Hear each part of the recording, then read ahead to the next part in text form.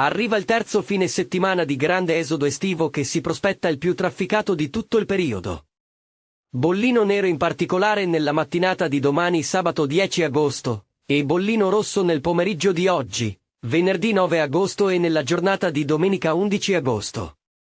Lungo la rete ANAS, per il secondo weekend di agosto è atteso traffico in costante aumento nella settimana di Ferragosto.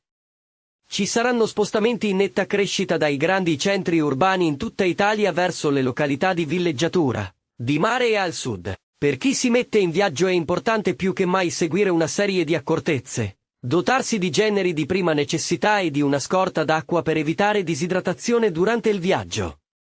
Controllare il veicolo, in particolare pressione degli pneumatici, efficienza delle luci, livelli di olio e acqua. Consultare il meteo e il calendario dei giorni critici nei quali i tempi di percorrenza potranno essere maggiori. Non assumere sostanze alcoliche o droghe in particolare prima o durante la guida. Tutti i passeggeri e il guidatore devono indossare la cintura e assicurare i bambini nei seggiolini o negli adattatori. Rispettare i limiti di velocità e tenersi sempre sulla corsia libera a destra, mantenendo la distanza di sicurezza.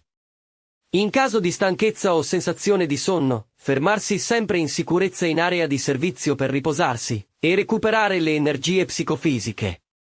E infine non distrarsi mai alla guida. Sono 3 i tipi di distrazione da evitare quando si conduce un veicolo. Visiva, non guardare la strada. Cognitiva, non porre attenzione alla guida. E manuale, avere le mani impegnate.